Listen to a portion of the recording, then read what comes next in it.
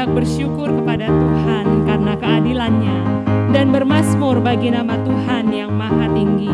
Selamat pagi teman-teman, mari kita naikkan pujian kita kepada Tuhan Allah kita yang perkasa. Bukan dengan kuat gagahku, namun karena kasih-Mu, Kau yang menebus setiap jiwaku. Lewat ibadah tak ku ragu, karena Kau tinggal dalamku. Dengan imanku ku berseru, Kaulah Raja Allah perkasa, surga bumi pun menyembah. Setiap firman-Mu terangi jalanku, Kaulah Tuhan Allah yang perkasa.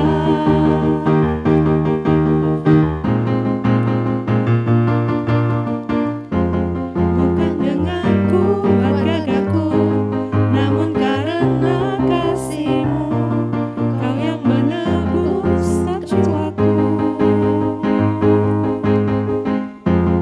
Lewat ibadah tak ku ragu, karena Kau tinggal dalamku. Dengan imanku ku berseru, Kaulah Raja Allah perkasa, surga bumi pun menyembah. Setiap firman-Mu terangi jalanku, Kaulah Tuhan, Kaulah Raja Allah perkasa, surga bumi pun menyembah. Setiap firman-Mu terangi jalanku, Kaulah Tuhan Allah yang perkasa. Teman-teman, mari kita naikkan pujian kita bagi Tuhan Allah yang perkasa. Melewati setiap musim kita, Dia adalah Allah yang setia, menemani kita dan bersama dengan kita. Mari kita katakan sekali lagi, Kaulah Raja Allah yang perkasa. Kaulah Raja Allah perkasa, surga bumi pun menyembah. Setiap firman-Mu terangi jalanku, Kaulah Tuhan, Kaulah Raja Allah perkasa, surga bumi pun menyembah. Setiap firman-Mu terangi jalanku, Kaulah Tuhan Allah yang perkasa. Kaulah Tuhan Allah yang perkasa. Mari kita beri tepuk tangan kepada Tuhan kita Allah yang perkasa. Mari teman-teman, kita saat ini mempersiapkan hati kita untuk kita boleh mendengarkan firman Tuhan yang sebentar lagi akan disampaikan. Mari kita arahkan hati kita kepada Tuhan, Juru Selamat kita. Walau ku harus berjalan dalam lembah kekelaman, perlindungan-Mu, oh Tuhan, nyatalah bagi hidupku. Tiada pernah sedetik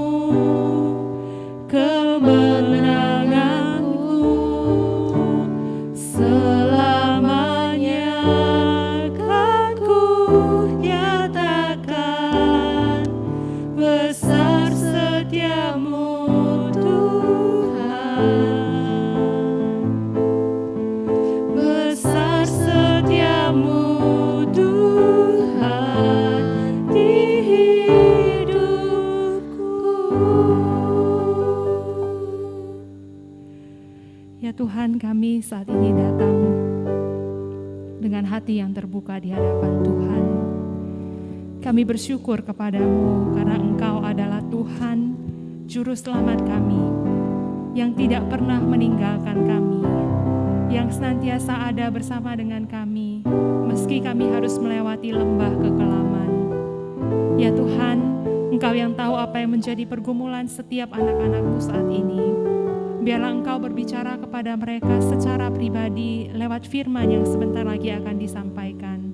Dan biarlah firman-Mu yang hidup itu boleh berbicara, menghidupkan masing-masing pribadi yang sudah mulai letih lesu, yang mungkin sudah mulai kehilangan pengharapan, agar mereka boleh bangkit kembali dengan semangat, dengan kekuatan, dengan kuasa, dengan hidup yang baru yang Tuhan berikan kepada mereka lewat firman-Mu.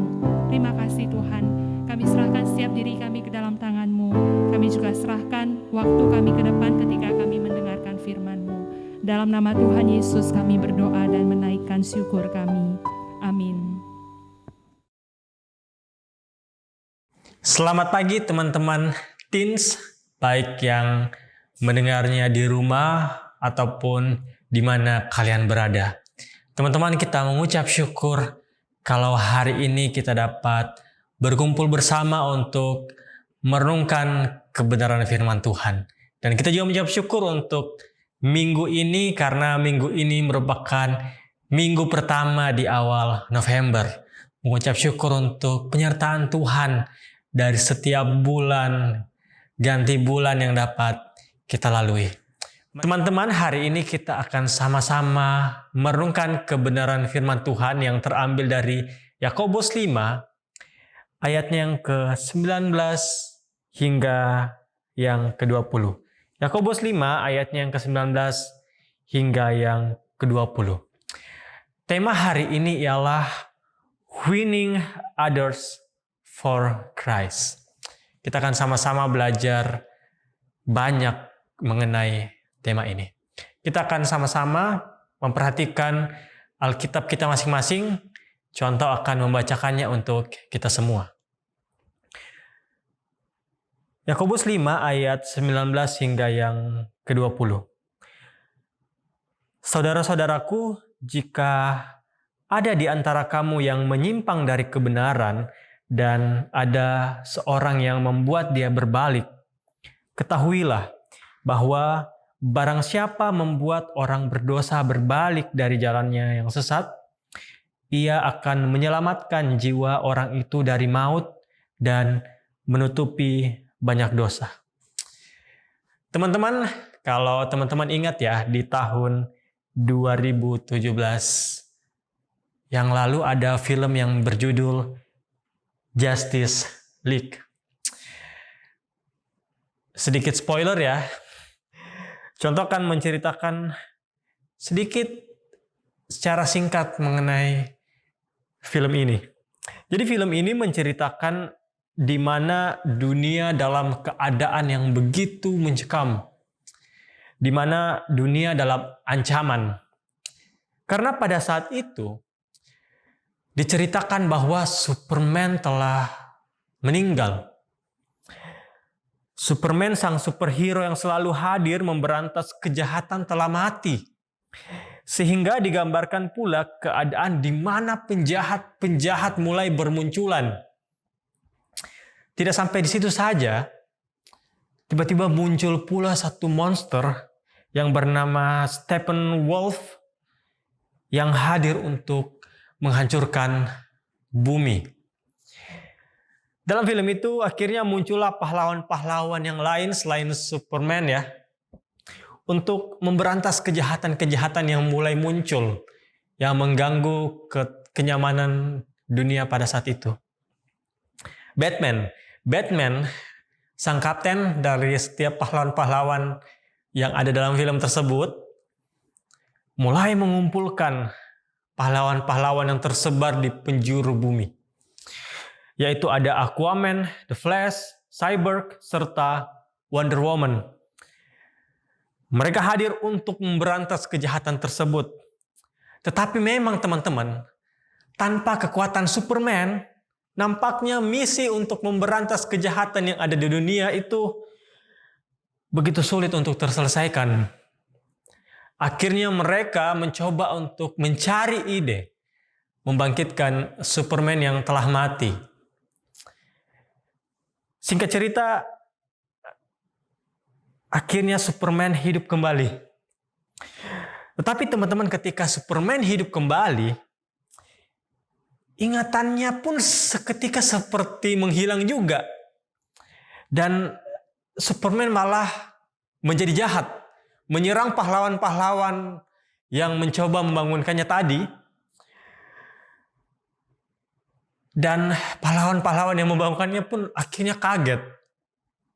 Tetapi yang menariknya ialah pahlawan-pahlawan yang lain, yang ada Batman, Aquaman, The Flash, Cyborg, serta Wonder Woman itu mencoba menyadarkan Superman. Ia mencoba sekuat tenaga supaya Superman kembali berbalik untuk tidak jahat. Bahkan ia mendatangkan pasangan kekasihnya Superman, yaitu Lois Lane. Tujuannya agar Superman berbalik. Dan akhirnya perlahan-lahan ingatan Superman kembali pulih dan Superman kembali menjadi baik.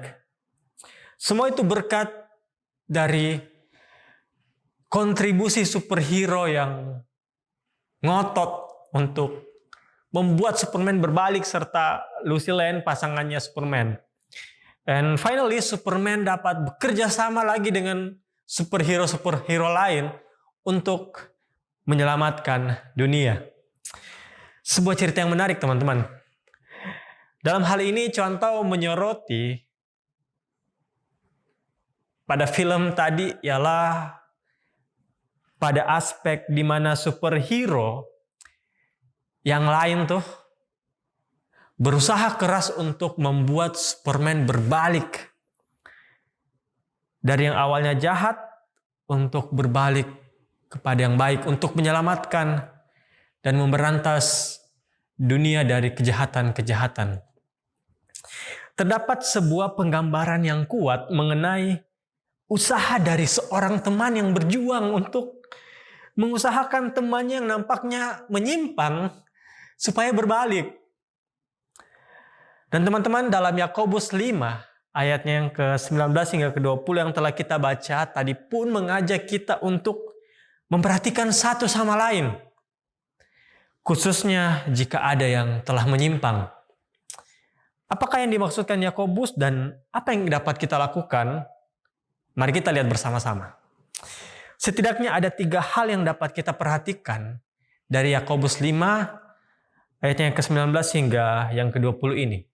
Pertama ialah Yakobus memberitahu bahwa tidak dapat dipungkiri bahwa di dalam komunitas dapat terjadi sebuah kondisi seseorang menyimpang dari sebuah kebenaran. Bisa jadi dalam konteks Yakobus terdapat pada saat itu terdapat mungkin beberapa jemaat yang hidupnya telah menyimpang dari kebenaran. Mungkin mereka yang mengaku percaya, oke, Tuhan Yesus adalah juru selamat, tetapi dalam kehidupannya bertolak belakang dari apa yang ia percayai. Ia menyimpang, mungkin dalam kehidupannya ia sering berbohong, menghina sesamanya, hidupnya penuh dendam. Bahkan kalau dalam konteks sekarang, mungkin teman-teman yang suka menonton video porno, berantem, bahkan mungkin yang sudah nggak mau ikut ibadah. Hal ini pun tidak menutup kemungkinan teman-teman, bukan orang lain aja, tetapi bisa jadi diri kita yang berada dalam situasi ini.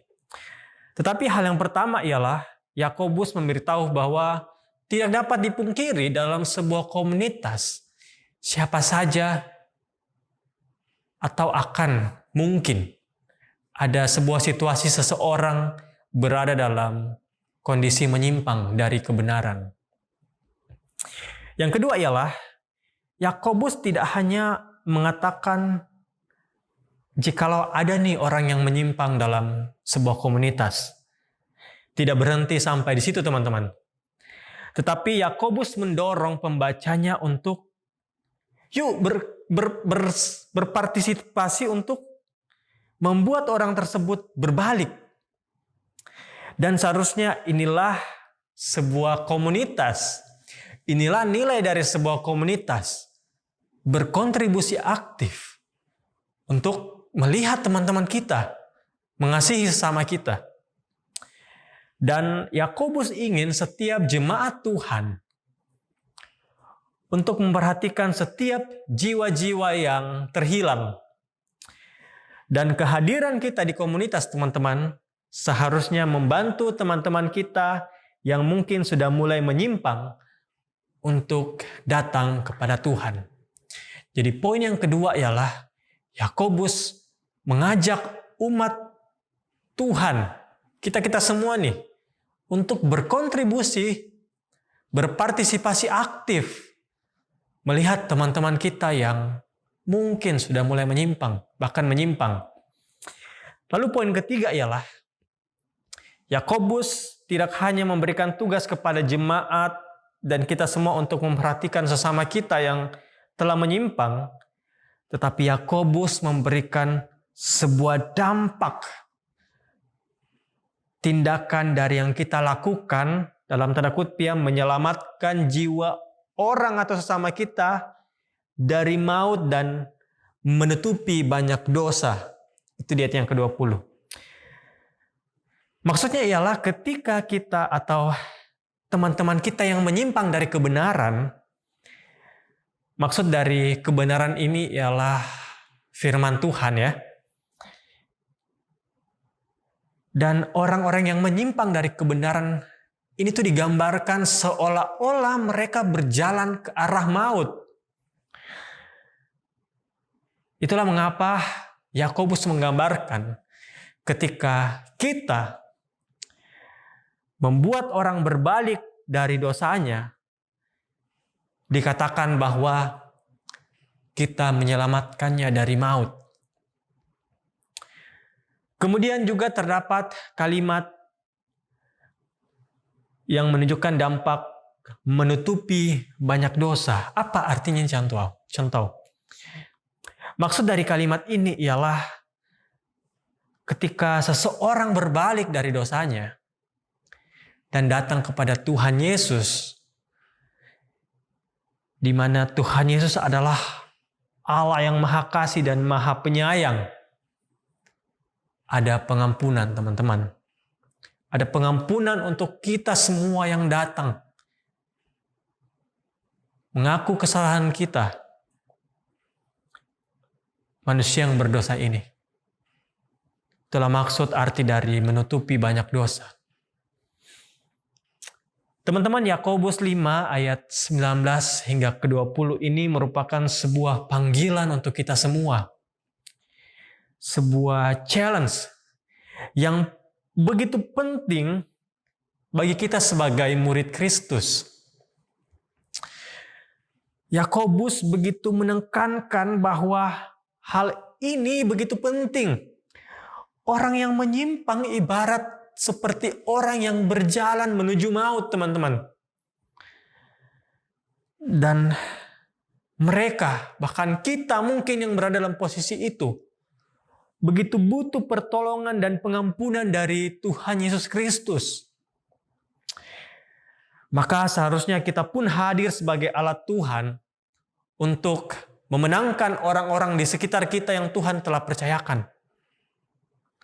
Atau siapapun itu di dalam komunitas yang Tuhan telah percayakan kepada kita semua. Lalu bagaimana caranya Tuhan tahu? Untuk aku bisa memenangkan orang-orang di sekitar saya kepada Tuhan Yesus Kristus atau membawanya kepada Tuhan Yesus Kristus. Oke. Sebelum Chuan Tao menjawab pertanyaan itu, Chuan Tao ingin memberikan sebuah prinsip bahwa kita manusia hanyalah alat yang dipakai Tuhan untuk pekerjaannya yang mulia. Dalam hal ini membawa orang-orang di sekitar kita untuk berbalik kepada Tuhan Yesus atau berjumpa kepada Tuhan Yesus Sang Juru Selamat yang agung itu. Dan yang dapat mengubah orang, ini poin penting, ialah hanya Tuhan. Ini prinsip yang perlu kita ketahui, teman-teman. Kita hanyalah alat yang dipakai oleh Tuhan, dan yang dapat merubah manusia ialah Tuhan yang Maha Pengasih dan Maha Pengampun itu. Dialah yang menebus dosa setiap manusia, karena memang pada dasarnya manusia tidak dapat menyelamatkan dirinya sendiri dari dosa itu. Dan Allah lah melalui Yesus Kristus yang dapat menyelamatkan kita. Teman-teman, lalu apa yang dapat kita lakukan? Ada 3 hal juga yang dapat kita lakukan. Yang pertama ialah kita dapat mengasihi mereka.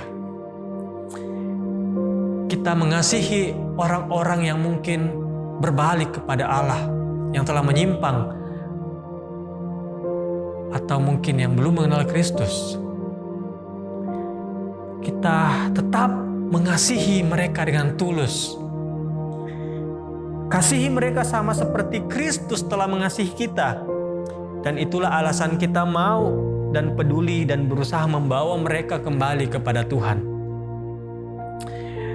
Dan teman-teman, dengan latar belakang mengasihi, dimulai dengan kasih, itu mencegah kita untuk jatuh ke dalam dosa, menghakimi atau menggosipi mereka. Karena saat kita mengasihi, atau ketika tindakan kita dilandasi oleh kasih, pasti kita akan berusaha menjaga hubungan baik kita dengan orang tersebut. Dan hubungan yang baik tersebut bisa saja Tuhan pakai untuk menyatakan karyanya. Sambil Chuan Tao memberikan beberapa hal yang dapat kita lakukan, Chuan Tao juga mengajak teman-teman untuk berpikir, siapa ya? Atau apakah tiba-tiba teman-teman terpikir nama seseorang yang mungkin setelah ini dapat kamu doakan, kamu terus stay untuk mengasihi dia. Lalu tips yang kedua ialah kita juga dapat terus berdoa. Berdoa secara teratur dengan penuh keyakinan. Karena pada akhirnya bukan argumen pintar atau perkataan tulus kita yang dapat mengubah seseorang. Tetapi Roh Kuduslah yang bekerja di dalam diri seseorang, kedalaman hati orang tersebut, yang berkuasa untuk membawa orang tersebut yang dari menyimpang berbalik kepada Tuhan. Dengan berdoa kita membawa permohonan kita langsung kepada Tuhan yang mengasihi orang itu jauh dari kasih kita kepada mereka yang jauh begitu besar kasihnya. Dan yang ketiga, dan yang menjadi tips terakhir, kita juga dapat dengan kasih menegur orang yang sudah menyimpang dari Tuhan. Kasih melarang kita untuk sekedar menjadi seorang pengamat dari luar gitu, dan hanya diam sementara seseorang sedang kehilangan nyawanya. Nggak seperti itu, Kak. Nggak seperti itu kasih, teman-teman. Kasih itu nggak pasif. Kasih itu bukan yang hanya melihat teman kita berjalan ke arah yang mungkin ujungnya jurang. Kita diam-diam aja, kita melihatnya sampai dia jatuh ke jurang. Enggak. Kasih itu aktif. Kasih itu melihat dengan penuh kasih orang yang Tuhan percayakan di sekitar kita. Saat berbicara dengan seseorang yang tindakannya melawan Tuhan, janganlah anggap dia sebagai musuh, tetapi tegurlah dia sebagai seorang saudara dengan kasih dan doa. Teman-teman, menegur kadang menjadi hal yang langka di zaman sekarang, khususnya di pergaulan kita, entahkah di teman, sekolah, di saudara-saudara kita. Kadang menegur itu sudah menjadi barang yang langka. Menegur bukan menghakimi, teman-teman. Menegur yang dilandasi dengan kasih seharusnya bersifat membangun. Karena kita rindu teman-teman kita itu tidak berjalan ke dalam maut atau ke dalam jurang. Makanya kita tegur supaya bisa berbalik ke arah yang lebih baik. Contoh challenge kamu untuk bisa menegur dalam kasih kepada teman-teman kamu mungkin yang sudah lama hidup dalam hal yang menyimpang atau mulai berjalan ke arah yang menyimpang. Teman-teman, Tuhan menghendaki kita mewujud nyatakan Injil dalam hidup kita sehari-hari. Dia berduka saat salah satu dari kita menyimpang. Sebagai saudara seiman dalam Kristus, mari kita berkomitmen untuk saling menjaga satu sama lain karena kasih kita kepada Tuhan dan kasih kita kepada semua saudara kita. Mari kita menangkan saudara-saudari kita, keluarga kita, sahabat kita, atau orang yang kita kasihi di dalam Kristus. Mari kita berdoa, teman-teman. Tuhan, kami mengucap syukur untuk firman Tuhan pada pagi hari ini. Tuhan, jadikanlah kami alat-Mu untuk menjangkau orang-orang di sekitar kami, berbalik kepada Engkau dan berjumpa secara pribadi kepada Engkau. Atau mungkin pada saat ini kamilah yang mungkin harus berbalik. Biarlah Roh Kudus memampukan kami untuk dapat bertobat di hadapan Engkau ya Tuhan. Mampukan kami untuk hidup di tengah-tengah komunitas kami ya Bapa, untuk dapat menjadi anak muda yang dapat memenangkan banyak orang kepada Engkau. Sekali lagi kami hanya alat Tuhan yang Engkau pakai, dan Engkaulah yang mengubahkan setiap diri kami ya Tuhan. Kami menyerahkan diri kami ya Tuhan. Biarlah kami tidak hanya mendengarkan firman Tuhan, tetapi menjadi pelaku kebenaran firman Tuhan. Di dalam nama Tuhan Yesus kami telah berdoa dan mengucap syukur. Amin.